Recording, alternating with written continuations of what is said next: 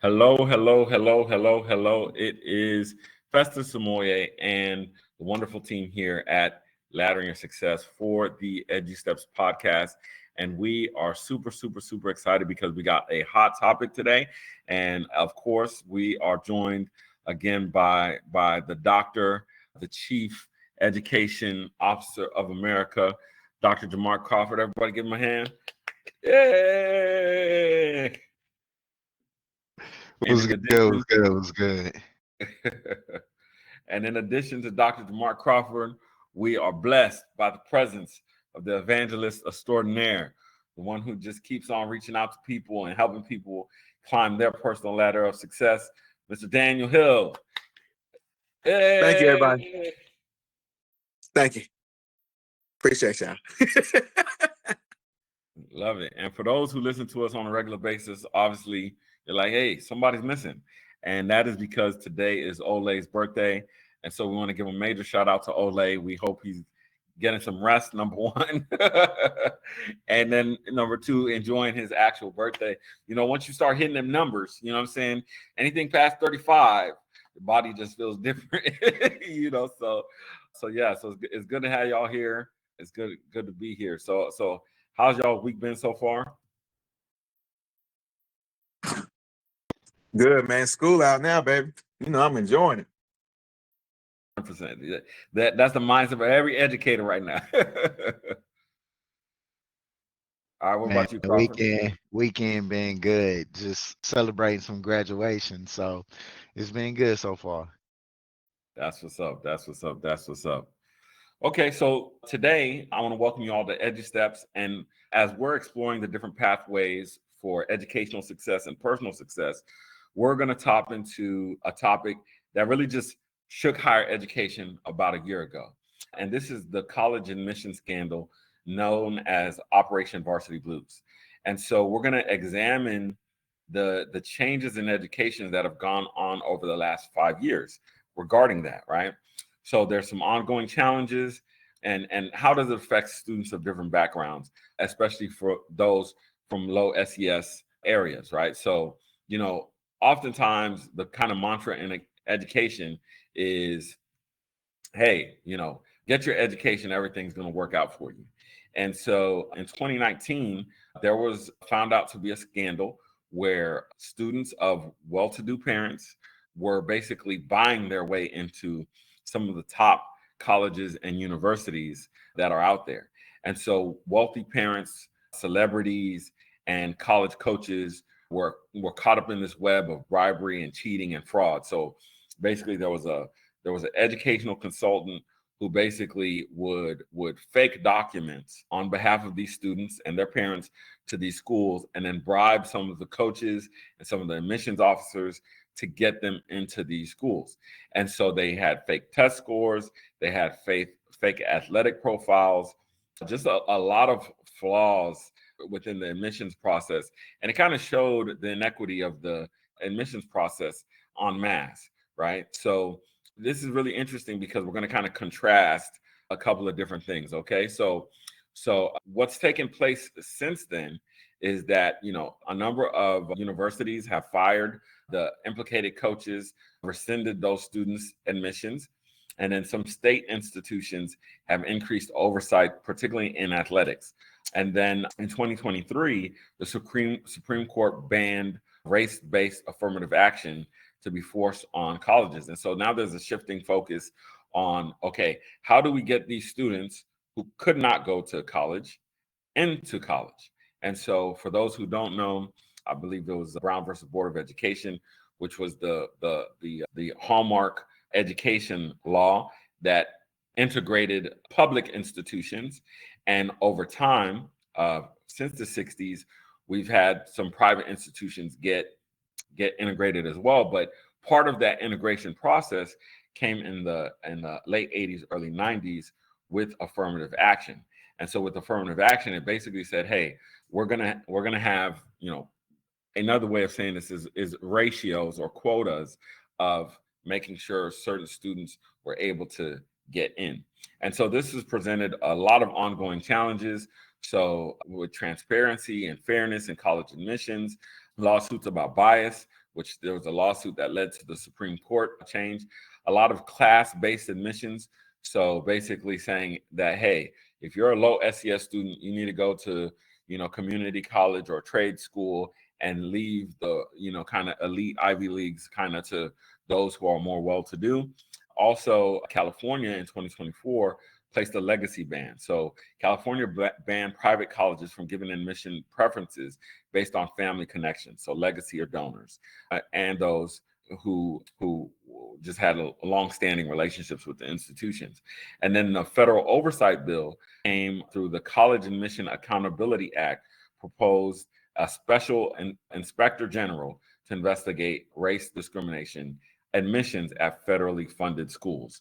So this is a lot. So let's just kind of start off with just the general topic. You have these parents who are well-to-do, and basically they're buying their students' way into schools, upwards of $6.2 million. They said that was the highest paid, but most of them paid between $250,000 and $400,000 to get their students into these elite institutions. And you contrast that with students who don't really have the resources. They had laws enabling them to make sure that they had a seat at the table, affirmative action. And now those laws have been stricken down because of merit-based, quote unquote, merit-based reasons under the current administration.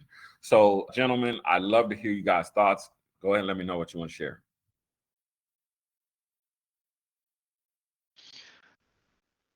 I think it's interesting to kind of figure out how can we actually make education equitable to all students. You hear about the scandal.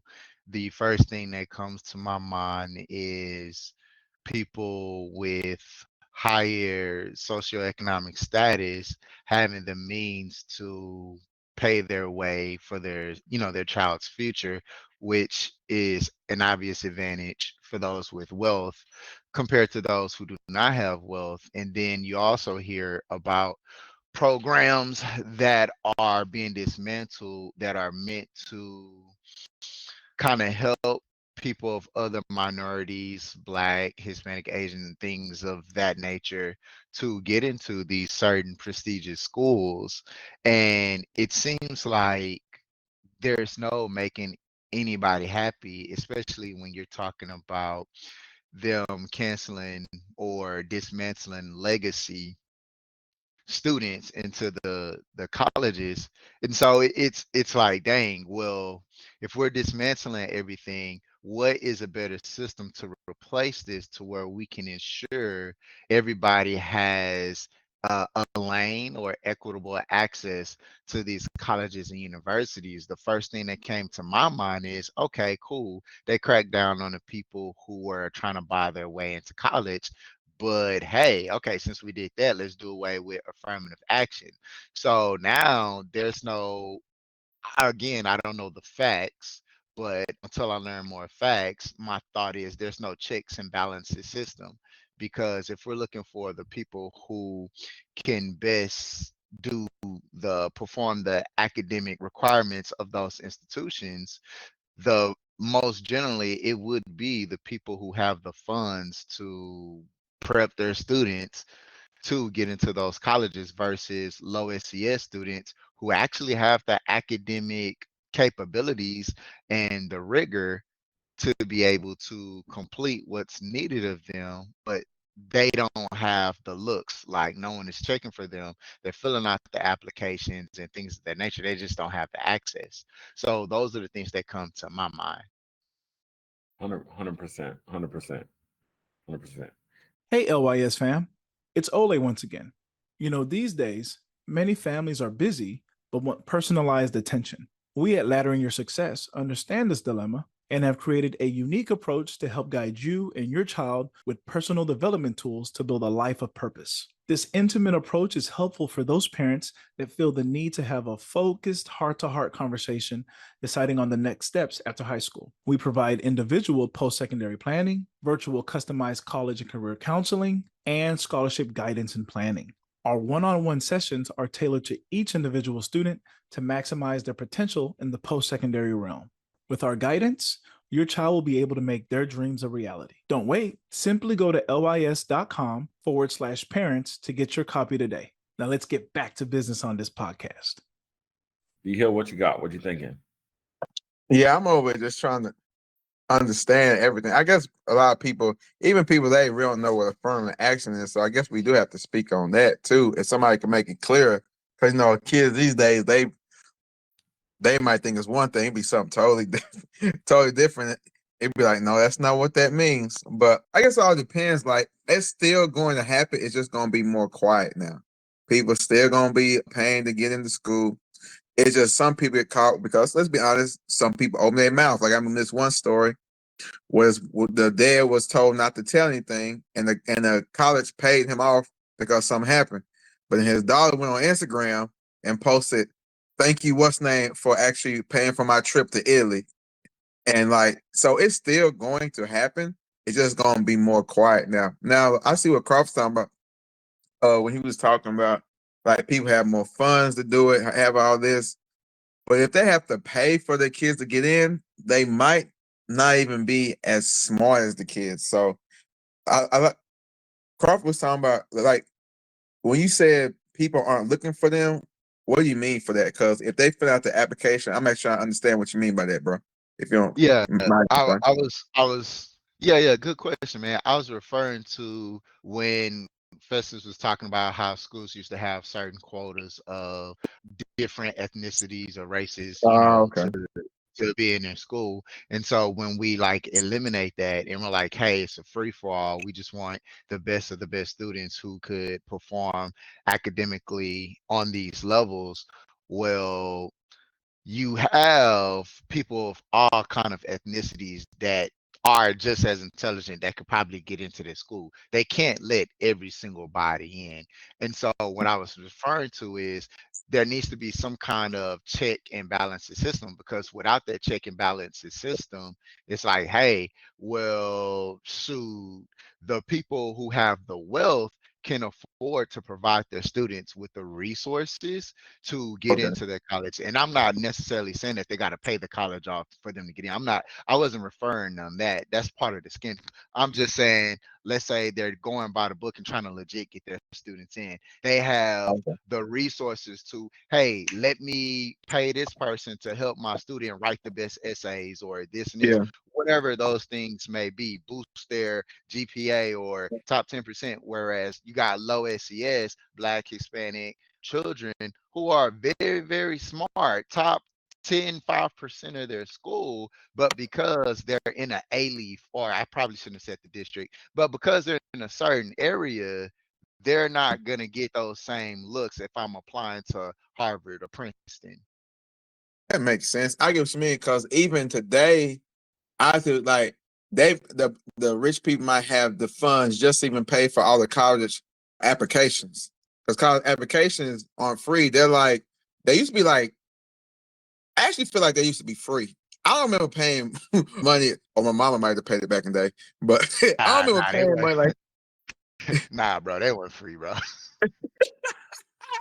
Hey, but they wasn't like now they're like over $100 like $200 something, ain't it? Ain't something like real expensive for college applications. So if you like you said from a different area, like the SWAT, we'll just use the SWAT then Southwest, and you can get like you might only be able to apply for one or two because your college application gonna come like two applications gonna be like $400.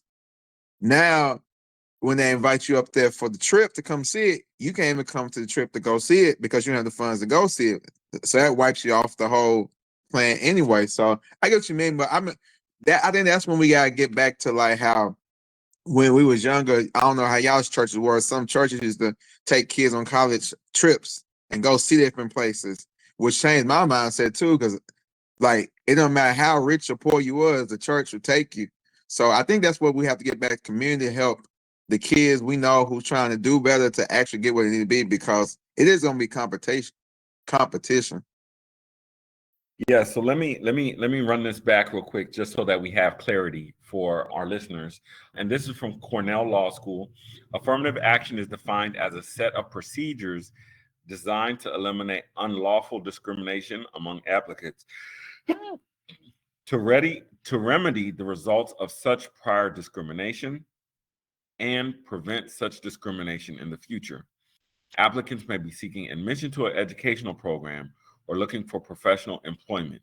Hey, LIS fam, it's Olay. Just wanted to take a quick break to let you know that even though the cost of college can be daunting, the LYS Scholarship Guide ebook can assist you in realizing your dreams. You can identify and apply for scholarships using the information, advice, and resources in our comprehensive guide. Also, we've provided a template for a successful scholarship essay to help you stand out from the crowd. Don't allow student loan debt to control you. Get your copy of the LYS Scholarship Guide ebook right away to take charge of your destiny. Simply go to lys.com/parents to get your copy today. Now let's get back to that fire conversation. In modern American jurisprudence, it typically imposes remedies against discrimination on the basis of at the very least, race, creed, color, and national origin. So the legal origins were from President Kennedy's Executive Order 10925. So that's 10925 for those who want to look it up. And it says that the contractor will take affirmative action to ensure that the applicants are employed and that employees are treated during employment without regard to their race, creed, color, or national origin. And so basically, you had this executive order that President Kennedy wrote, basically saying, hey, when we, the government, hire people or people who take government funds, right, it's basically saying, hey, we're not going to treat this person differently based off of their race, their creed, their color, or where they came from. And so when you look at it in that very simple sense, it sounds like a phenomenal thing. And it should be a phenomenal thing. Why? Because for so many years prior to 1961, right? So if you look at when was kind of America kind of being founded, in the 1600s, in terms of our actual government, or let me say the colonies, everything was based off of race pretty much. And then you go to 1776, when the Constitution was actually basically ratified and America became a country. Discrimination was baked in the fact that certain people, particularly Black people, were not counted as people. And so it took an amendment to count them as people, which was the 3/5 Amendment. And so when you look at that, there's been a long history of making sure that certain people were not educated, that particularly that Black people weren't educated. And so it's very interesting that since affirmative action started in the 60s, and then here we are, about 60 some odd years later, and now those things are being dismantled because some people feel that, hey, everything's okay now, And so I think that part is the real interesting part, particularly when you contrast that with people who could afford to pay sometimes 4 and 5 times a low SES person's income to get into some of these institutions. Now, I have to take my hat off to institutions such as Rice, and there's a number of other institutions like that said, hey, listen, if you make less than 100 some odd thousand, some institutions are even saying less than a combined income of 120,000, we'll give you free admission because of their endowments. And so, when you think about this balance of there's certain schools that have these massive endowments where they could afford to say, hey, look, if your parents don't have that much money, we're just going to let you on in, which is righting historical wrongs. Okay. As a matter of fact, I can't remember her name off the top of my head. There was a professor, I'll get her name. She was teaching at TSU, and she was really more of giving a discussion, and she graduated from Rice. And when she graduated, and her professors came to her and said, hey, congratulations, you're the first Black woman to get a doctorate from Rice in this program, and possibly the first Black woman to get a doctorate from Rice. And she just graduated in the 90s. You know what I'm saying?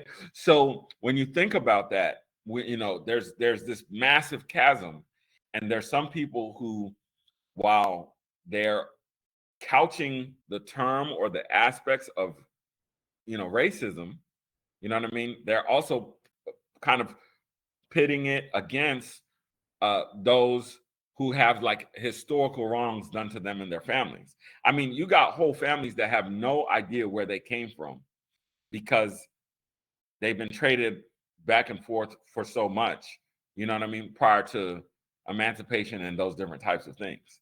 You know, you got majority of Black people who ended up in the Caribbeans, who ended up even here in the United States, where you know, the last name Smith, because that was their owner's last name. You know, and so when you take those things into consideration, especially the expanded versions of that, when you got colonialization and things like that, how can, you know, what 60 years of affirmative action, right? 300 years of discrimination, of abuse, of those different types of things. And so I see where Crawford's coming from regarding how can we build an equitable system, right? Because even if the system is a great system, people are flawed and people have biases. And so what's the best way, and if you guys want to chime in on this, what's the best way that, let's say you're a student coming into school and you suspect unfair practices or unfair bias towards you, what's the best way they can manage that process, that admissions process? And so that's the question for me, because then based on your question, I'm just thinking about what will be considered unfair. Like, how would we determine unfair? And I think that's so that could be so subjective, because when I hear the arguments for the dismissal of certain things that were set in place, I believe where someone was, I'm pretty sure if this is, you remember the story or know the story better than I, but the whole reason for like getting rid of, I believe, affirmative action was because I believe it was like an Asian person or something that didn't get into a specific school. So that's, yes, that along that lines is correct. There's a group of Asian Some, students who said, right. hey, we're not getting admission. We should get admission because our test scores are higher than this group of people. So you need to basically, you're discriminating us against us for our high test scores because we're Asian. Right. So with that said, and again, I'm not on anybody's side in it because I don't know the facts, but the thing, to answer your original question, I feel like what is fair and unfair is so subjective, because to them, they felt like for that particular group that there was a disservice there to them. And I can't be upset for them feeling like there's a disservice to them because they have these high test scores. But then I can see the Black or brown people that affects as well. And it's like, well, we have the high IQ, we just don't have the access. And so it's like, well, dang, you just removed our access. And then it's like, well, when you dismantle the whole thing, well, shoot, the Asian community and the Black and brown community gonna mostly be affected. And so it's like, well, now what, right? And so it's one of those things to be like, okay, what is a system? And I feel like this, we won't be able to answer this question. It'll take time for many people's brains to just throw ideas out there to come up with the best possible solution. And even then, I'm pretty sure there's going to be flaws, because what's considered fair is going to be so subjective based on different experiences and viewpoints. And there's no way that we can include everybody's viewpoint in a particular system. But I do think that if we come up with a system and we are saying, hey, this system isn't bulletproof in the sense of we're open to gain different perspectives, oh, maybe that's something we can improve on. Okay, these particular individuals feel like they have higher test scores, but there's a disservice. Okay, okay, how can we go and amend our system to make it even more equitable? Okay, let's look at our expectations or qualifications for students to go to this prestigious university. Okay, maybe all applicants have to have, if it's part of their process to have a certain type of test score, maybe all applicants should have a certain test score regardless of their background. So now that eliminates their argument, because if this person that's black or brown has that test score, then they can't argue against that. Now, if it's high or not, it's not the point. They need to have a cutoff. Like, that's just something I'm coming up based on that particular argument. But if the college is open to receiving feedback from people who are interested in going to those prestigious schools and trying the best that they can to incorporate and improve on their systems, instead of it being black and white, such as, hey, well, in the year 2025, we came up with this system and we're not going to change it. No, let's constantly review and have that cycle of continuous improvement. I think that as the years come, that's how you can constantly improve, with that continuous improvement cycle of systems that are in place. D Hill, what you got? I'm trying to get. I mean, I appreciate you giving the explanation about everything, but I think we abused the system. Well, not us abused it, because back then I think was based off of like. Well, I don't really know exactly. Yeah, but the black people, what to say, black people, Hispanic, Asians, they were getting a certain score, but they wasn't getting in because they was black or Asian. Now it's kind of hard for me not to say people who. I mean, say it's people who getting like a. I know like the law. I think well, there was a couple things. There was some white girls that sued because affirmative action, because the black people getting something and they couldn't. That was interesting. And we ain't the only ones who get it. White people get to go to black schools. We also they get in that way too, and also other schools like other people as well. But I don't know how you could tell somebody. It's still going to be kind of odd to tell somebody that yes, you scored 250, but we have to look at, and you're 100 points higher, because I think that's what they were mad at, the Asians, 100 points higher, but we're going to take them because we need them. I mean, it's kind of hard, because back then it was like black people were getting this level and they was beating out people. They just weren't giving them a chance. That's what I felt. But now it's like you scoring a lot lower. It could be black, Hispanic, whatever. But the person, like, how can I, like, why would somebody else, it could be black, Asian, white, whatever race, how would somebody stay encouraged knowing that no matter how hard they try, that I just say an Asian person scored like a 100, I scored 250, but I can't get in because I'm not Asian, if that makes sense. So it's kind of hard for me to tell people that. That's like a student come to me like, okay, I want the top 10, except like in my class, and they score the top 10, but I was like, you know what? But I actually need one from over there, so only 9 y'all can go. So that's I think that's the problem. I think we abused it. If we would have stuck with just taking the best, like Asian, black, Hispanic, whatever, then we'd be good. But just people scoring, if you're scoring 200 points lower, 100 points lower, then I don't know.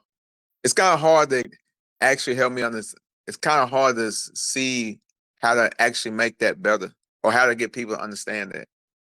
So yeah, what I'll do, I'm gonna read this rejection letter, okay? This admissions rejection letter, and it's from Emory University, dated August 5th, 1959, to Mr. Marion Gerald Hood.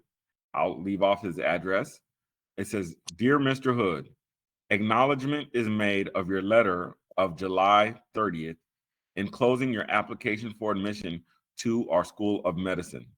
I'm sorry to write you that we are not authorized to consider for admission a member of the Negro race. We regret to you that we cannot help you. Very truly, L.L. Clegg, Director of Admissions. P.S. I'm returning herewith your $5 application fee." So basically, he applied to medical school. They said, we're not authorized to allow Black people in. Here goes your $5 back. Yeah. See, that's what I think it was really about. It wasn't about the people who wasn't scoring high. It was like we was beating out everybody. We just couldn't get in. Think about the stuff we created. Like, I think, if I'm not mistaken, we was the first one to do the first open heart surgery, right? Was that true? I believe Was it was. Oh man, and I could see his name. Exactly. Yeah, but it was a big part of the first successful, I think, open heart surgery and lung transplant. Dr. Man, he went to John Hopkins. It was Yeah, I can see So that's why I think we misused it, because it was based off we could not get in, like, or they would use us because, I mean, they could back then. That's why I be trying to tell people that they want to say it's harder now than back then, bro. You have a chance now. We didn't have a chance back in the day, and they still made it. So it's like, back then they was better. They scores were high. Couldn't nobody be them. They just like, we can't let you in. Yes, your scores are better. Yes, you're smarter, but we can't give you a chance. Now it's like, okay, whoever has the highest score, it's not about who has the highest score. I don't know. It's kind of hard to actually explain to somebody, yes, you scored higher than everybody else, but we can't accept you. Because I've seen some, huh? Go ahead, bro. Nah, keep going. You on the song? I'll wait. No, I was just thinking, because it's like back then it's different. Like, that's like, back then it was like they were given nothing. They scored the best, and then people were stopping them. Now it's like, not all of them, because I've been seeing like the highest law school scored ever was the Black man. Was it last year? And a Black chick, I think. Last year they scored ridiculous, like 300 and something, whatever that score is, and he can go wherever he wants to. But when you start now, it's something like, okay, we're gonna do equality, and whoever's the best of the best. But when we get there, we see the score. But some people could test bad still at the same time. But at the same time, it's kind of hard. I don't know how you can make something pass when we could say, okay, no matter how high they get, we still might not choose you. And so let me go ahead, Crawford, and then I'll throw some Okay. things off from the scandal. Right. Okay. Got you. So it's kind of like, I understand what you're saying. If I take away from what Hill is saying, it's basically like, hey, we just can't give people these particular positions because they're Black, Hispanic, or whatever, just because of that, based on other people who are earning certain scores. But when we go to what equity is, and this is where we get confused, equity is different from equal. Equal is everybody across the board is same treatment. Equity is that, hey, these particular persons over here have access to resources. These particular people over here, whoever, might not have access. So because they don't have that access, we're going to put systems in place for them to leverage that so they can gain that access. And that is unfortunately going to look different from group to group. So that's where, when you're talking about this person may have scored 300, 400, however many points higher than these people over here, well, just because they scored over the baseline for admittance, that's where it kind of comes in. That's where equity comes in, right? So, but I do see what you're saying, Hill, because when we just look at the points and we're like, okay, well, these persons scored higher, and it's hard to say, well, we can't accept you because this person over here, they hit the score required to get to the school, but because they're Black, we're going to accept them. And so that does sound messed up, right? To reject somebody just because they're not Black because they need to fill a quota. And so it makes it really, really difficult to create or establish an equitable system when people have systems in place that affect their access to an equitable education. And this is an idea, this might not even be good, because I'm like, well, what if on college admissions we remove the ethnicity and race, and then those particular persons, the best of the best based on the school's requirements, would get in? But then you still don't eliminate the bias, because when you just look at people's names, you, you can be like, they don't have to put their ethnicity on the application. Be like, okay, that's an Asian person. Okay, Shaquanda, oh, they're black. And so then even that becomes a problem, right? So then what do we do? And then you have a system of people giving everybody whitewash names. So it's that's why I said there's no perfect system. That's right. So yeah, this is a hefty topic because yeah, when you look at the scandal, what was happening in the scandal is these well-to-do parents were taking their money and buying fake test scores and having the fake test scores entered. So basically they would go into the administration and say, listen, you're the admissions person, you're the clerk who's entering these, SAT scores. Go ahead and put that Johnny got a 1520 on a 1600, and we're gonna slide you, 10 racks. And so because that was the way that it is, it's one of those things that's hard because again, if the people are flawed, the system, regardless of how well it is going to be flawed. And so let's kind of talk a little bit about what are alternative paths to college success or to regular success if traditional admissions feel out of reach. Let's say you got a student and they're saying, man, I really want to go to school, tech school, trade school, college, whatever. And this process feels like it's being biased against me or it's being discriminatory. Hey, LYS fam, it's Olay. If there's one thing I love, it's something free. I'm talking free 99, un gratis. No shipping or handling fees, no gotcha fees, nothing like that. With that being said, if you're graduating soon or thinking about college or need a nudge or help to decide, then our free ebook, 10 Things to Think About Before Going to College, has a very balanced and open-minded way of presenting your next steps. It captures broad topics in a personal way by giving students an insightful, interactive, and reflective source of inspiration. It is very beneficial to be able to visualize some of the concepts after high school and apply them directly to you. We all know life, college, and career planning decision-making choices for students can be challenging, especially as they near the completion of high school. This book will provide you with a self-paced guide to your success beyond academics and into real life. Not only is it free, you can complete this book within a week.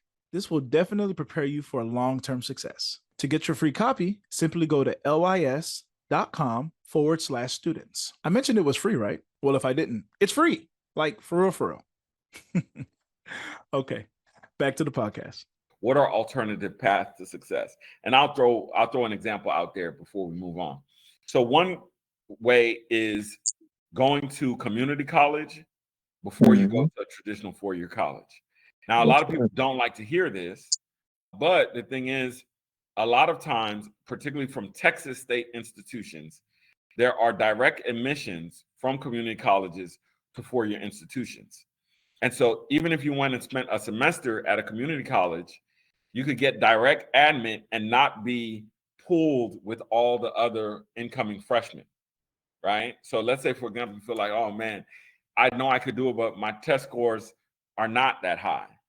And they don't understand that, I had the worst year of my life graduating as a senior. That's what messed up my grades, because again, there's no real way of saying, hey, what happened to Johnny's grades when he was a senior, especially if we're using AI to screen these things. We're using different schools to screen these things, before they even get to that point of maybe being able to talk to a live person and say, hey, we were homeless that semester. That's why I went from a 4.0 to, a 2.9, that semester. So there's that human element. So what are some other ways, guys, that if somebody feels like, hey, man, I can't be successful with the normal pathway, I need an alternative pathway?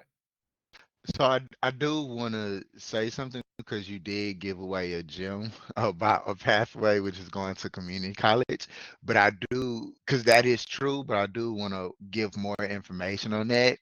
So we want to be careful because that is true. That's a great pathway, but we don't want to just be like, hey, go to a community college and then just go take a semester of community college, then just go to the university. Because I mean, that does work. that very does work. But if someone was to do that, if I just go to a semester for a community college, if I go to a community college for a semester and then just leave and go to a university, that actually hurts the community college. It affects their student success rate because they look at, and that's now affected by them being held accountable in the way that they're now being funded. So their funding has changed, and their funding is now based on student success. And so if I'm trying to cheat the system and go to a community college for a semester so I can get automatic admissions into this university, they're going to get, the community college is going to get a ding because they're going to question, hey, as a community college, what was so bad about your college system to where this student who entered didn't stay to get their basics or to get their associates and then transfer to their path to the university, because that's essentially, when you go to a community college, that's how they rate their success. Okay, if you want to be an engineer or whatever and you take your basics, they have pathways. So that's really what it is. It's pathways, right? So it's like, hey, if you want to be an engineer and you go to this community college, this is the pathway. These are all the basics that you need. And when you leave here and you go to this university, you're going to be on track to graduate 2 more years there, right? And that's counted as a success for the college. That's what it's meant to do: help students of low SES and things of that nature create these pathways that transition them into a university if that's their pathway. Other pathways are graduating, going straight into the workforce. So it's like a middleman. But if we take advantage of it, hey, let me just take this semester, boom, and go to the university. The community college gets dinged for that. So I just kind of want to put that out there, because the community college do serve a purpose for underprivileged individuals. So No, no, Yeah, I appreciate that. Go ahead, D Hill. yeah. Both of y'all said something. I got a question now too. So if he said something. Festus said about AI. That's something they could use to check and see if people cheating the system. Like if they cheat the system, that's the way. Some you said that's the way. When people try to type in fake numbers, the state fund people can run the system through AI, which ain't gonna take but like a day. It take a day and check. Like, wait a minute, why did little Timmy go from a 900 to a 1600? Yeah, somebody getting fired. Like that's a good way to AI. Also, what you said, like I tell people, a lot of people now, man, go to community college because it's the same teachers. I tell people, it's the same teacher over there. And even my niece or somebody would say, or somebody would tell me they would teach at one school and come teach at another one because y'all get paid based off of classes, right, Crawford? Something like that is off of classes. ask that question again. Y'all based off of classes y'all teach, right? Like y'all's pay What is you based mean? off of class. Like every course that you teach is paid a certain amount, right? For y'all. No, it's salary. Okay, I didn't know that. Yeah, Well, yeah, never yeah, mind. But yeah, yeah. so, What? Okay, so because you're talking about two different. I'm different because I got like oh, you three got like different 10 different jobs classes. in the system, but Oh, okay.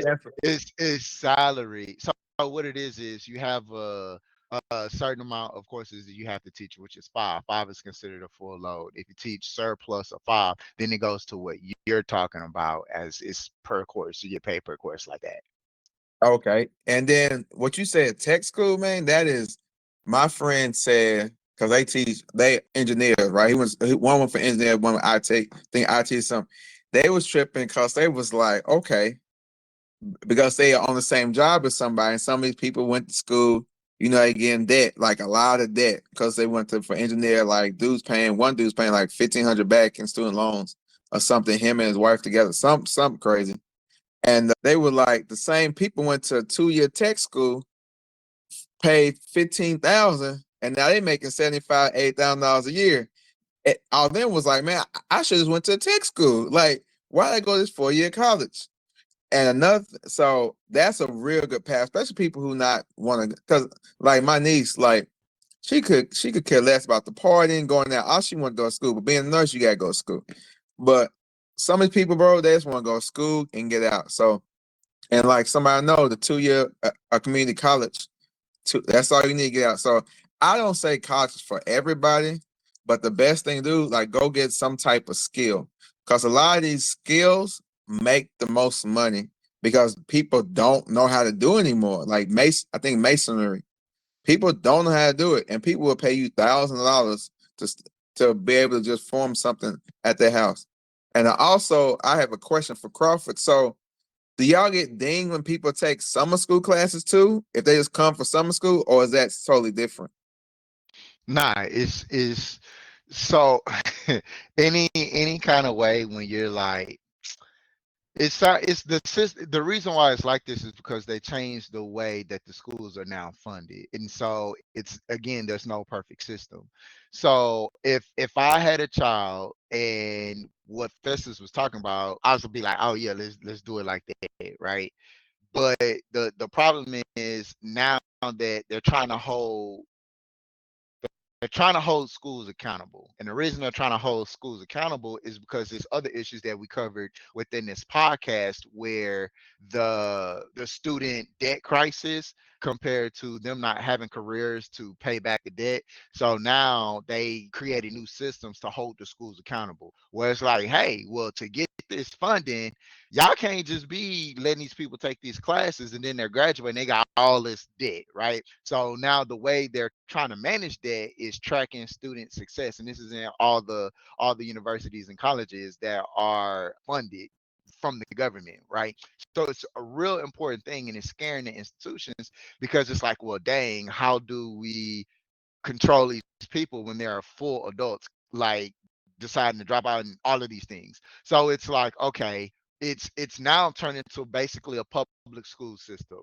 Now the pressure is on the professors to do everything they can to help the students be successful because it's going to ding against them if they drop out or if they don't complete their pathway, right? It's that's why they establish pathways. So if you go to ACC, you have to go sit with a counselor and establish what is your pathway, what is your plan.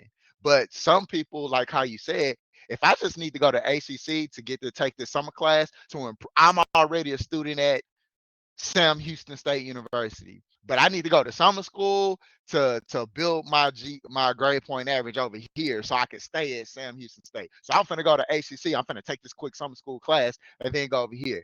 That's gonna hurt HCC student success rate because on their record they had a student that entered, but then although I transferred back to Sam Houston, it's like I dropped out of ATC. So that pathway is incomplete and it's a ding on them. Does that make sense?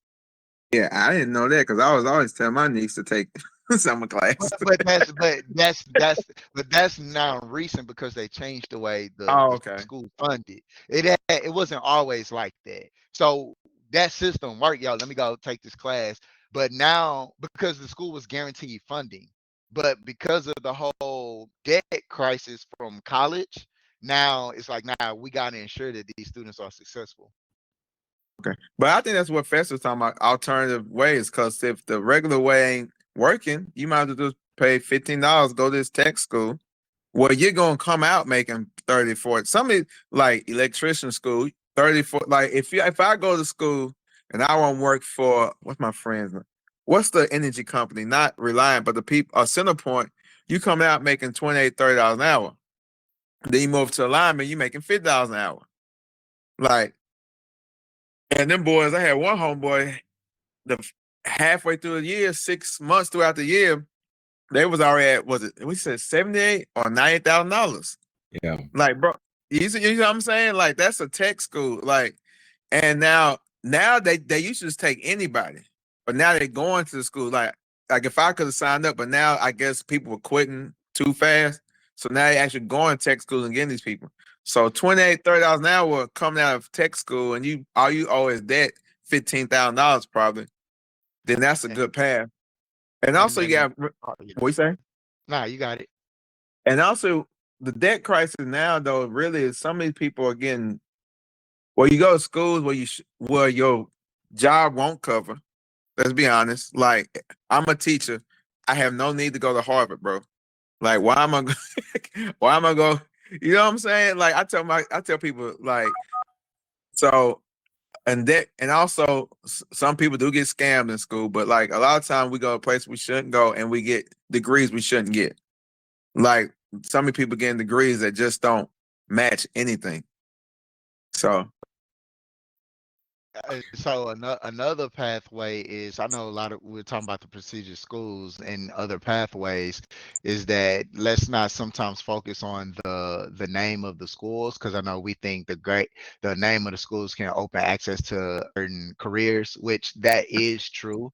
But then if we're talking about how to come up with a system to overcome those situations, if there's things that they're doing, like for example, no shade to this institution, but TSU, if they're offering like, hey, well, if you do come here and you meet these certain requirements and your tuition is fully covered, then by all means, man, go to TSU, get that education, and let your work ethic after you get that degree speak for itself. You know what I mean? So, because I'm not gonna lie, that's something that was personal to me, because my cousin graduated high school and he wanted to go to these different schools. And I love my cousin and everything, but it's like, yo, bro, you ain't no scholar. I ain't gonna lie to you. So you trying to get into them certain schools, yeah, bro. Like, it is what it is. I mean, if you want to apply, go for it, right? But then he got a full ride to TSU, right?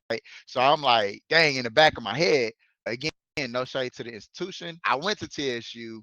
It wasn't what it was, from my experience. I wouldn't voluntarily choose to go there, right? But if he's getting a full ride, and I had this conversation with him, I was like, yo, that's the best place. You getting a full ride, that means you ain't got to pay for school, but you're going to have to be very self-disciplined because of other things that are, that's going to interfere. So it's yo, that's the best pathway for you. yeah, Get your education, and once you get out, grind and show people your work ethic, because at that point you just needed an opportunity. yeah.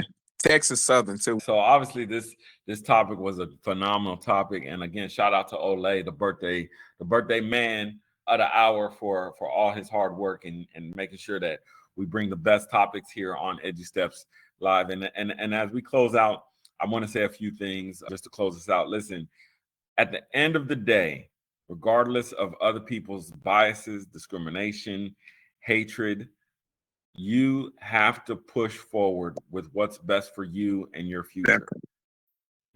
Oftentimes we could go through hardship in life and we could let those hardships define us instead of refine us. Don't let your hardships define you. Let them refine you. Okay, so listen, that's it for this episode of Edu Steps by Laddering Success.